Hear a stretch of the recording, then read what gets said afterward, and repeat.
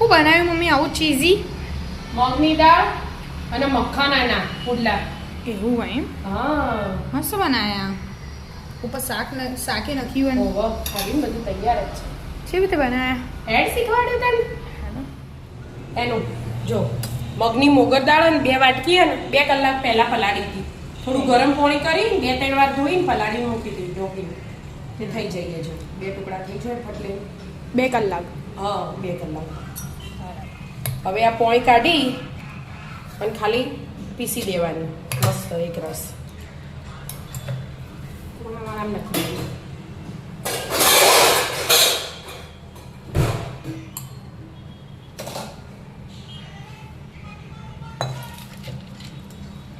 પોણી લેવાનું લઈ આવીશ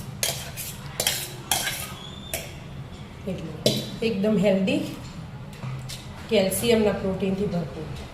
એવા પુલ્લા બનાવવાના. એવા પુડલા બનાવવાના. બધી દાળને દળી દેવાની. હા બધી દાળ લઈ લેવાની. અને પોણી આવી જશે અડધી જ લીધી હેડો અડધી લેવા દો. પોણી પછી થોડું અંબુરવું હોય તો અંબુરવાનું. એમાં હા અડધી વાટકી મખાના લીધા અડધા પેલામાં લઈશું. બરાબર. હા અને આદુ લસણ ને મરચા આમાં જ નાખી દીધું. બરાબર. હવે પીસી દેવાનું થોડુંક પાણી નાખીને. થઈ ગયું. હા મસ્ત થઈ ગયું. અડધું ગ્લાસ પાણી રેડ્યું. એનું દહીં નાખવું હોય તો એ નખાય. મોડું દહીં હોય ને તો 2 ચમચી નાખવું હોય જ નખાય. પણ મેં આજે દહીં નાખવાની ઈચ્છા નહીં એટલે નહીં નાખી.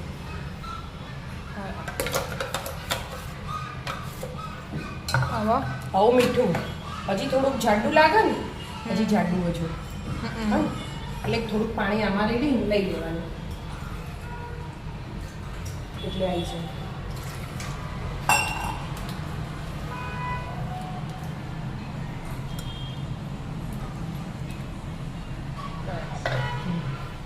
હવે મીઠું નાખી દેવાનું આનું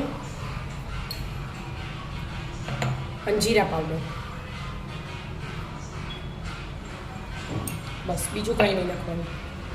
મિક્સ નાખવું હોય તો નખાય મરચું મીઠું નહીં પણ આપણે મરચું ને લીલા નાખી દીધા ને એટલે હવે કશું જ નહીં નાખવું. એકદમ પ્લેન જ રાખવું. મિક્સ કરી દો. મસ્ત મિક્સ કરી અને 10 મિનિટ ઢોકીને મૂકી દેવાનું. બરાબર. મૂકી દો ટોપિક. હા 5 મિનિટ. હા 15 મિનિટ થઈ. બરાબર. જો થઈ ગયું.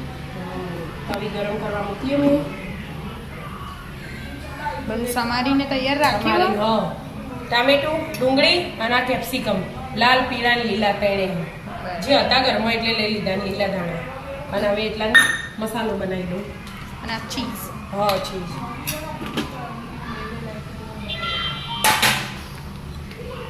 મરચું લઈ લેવાનું એટલો ને એટલો ચાટ મસાલો અને સંચળ મીઠું કંઈ મિક્સ કરી દેવાનું બરાબર. ઉપર ખાલી ભભરાવો. ઉપરથી મસાલો એકદમ ભભરાય એટલે એકદમ ચટપટો સ્વાદ આવે. બરાબર. તવી ગરમ થઈ ગઈ. પાડો. આ તો જાડા પાડવાના હોય. હા આપણે મસાલા જેવા પતલા નહીં. ના હોય. કર હજી બેટર. એના મોટા તો આપણે જીવડા પાડવા હોય એવા પડે. તો એ થોડું પતલું થઈ ગયું મમ્મી. જાડું રાખે તો ચાલો. ચાલે એવું જ છે બેટા. આ તો ભૂલશે મગની દાળ એકલી હે ને મખાના બે એટલે મસ્ત સ્વાદ જ અલગ આવવાનો. હવે ઉપરથી ઘી લગાવવાનું તેલ લગાવવાનું. હું લગાવું બોલો? તેલ ને થોડુંક કડક થવા દો એટલે લગાવો. જો જાડું થઈ જાય ને હા ફૂલે ને આમ તો પતલું લાગતું હતું પણ નહીં લાગતું હતું ને.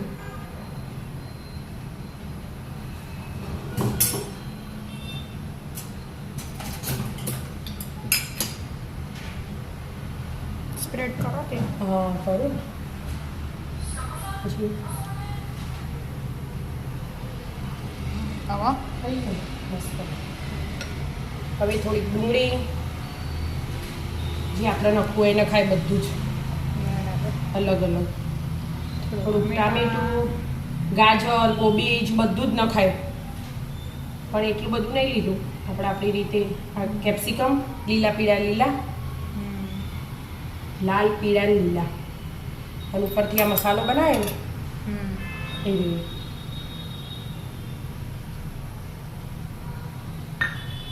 બરાબર. અને એના ઉપરથી ચીઝ ધાણા નતો છે ધાણા બાકી રહી ગયા ધાણા પહેલા પછી ચીઝ ધાણા આવી છે નવો ચીઝ ચીઝ ના નખવું હોય તો ના એ નખાય પનીર નખવું હોય તો પનીર એ નખાય જે નખવું હોય એ નખાય બીજા. હા એ તો હોની ઈચ્છા શાકે જે જે નખવું હોય એ નખાય સે ચીઝ હા આપણો મિલ્ટ થઈએ જ એટલે બધું મેલ્ટ થઈ ગયું મસ્ત દેખાય હો મમ્મી આખું ચીઝ છે એની કીધું અને આ તો બહુ સારા બધું હેલ્ધી થયું ચીઝ ખાલી કોઈને ઓપ્શનલ રાખવું હોય તો રાખવાનું રખાય ના બાકી તો બધું હેલ્ધી થયું મસ્ત થઈ ગયું વાહ. ચડવા દો ચડવા દેવાનું પછી જ બહાર જતું રહી અંદર લાવી દીધું ચડવા દો થોડુંક આમ કડક થાય ને એટલે કલર ચેન્જ થાય ને અજવાથી અહીંયા થયો સાઈડ એવું બધું અને આ તો મગની દાળ ને તો ફટફટ પચી જાય પચવામાં એકદમ હેલ્ધી ખવા પડી રહ્યો હા જો આ લાલ દેખાય ને મસ્ત એ ચડી ગયું વાવ મિયા તો ઢોસા જેવું થઈ ગયું ઢોસા પુલ્લા પણ આ તો મગની દાળના એટલે ઢોસા ના કહેવાય પુલ્લા કહેવાય કહેવાય પુલ્લા જ કહેવાય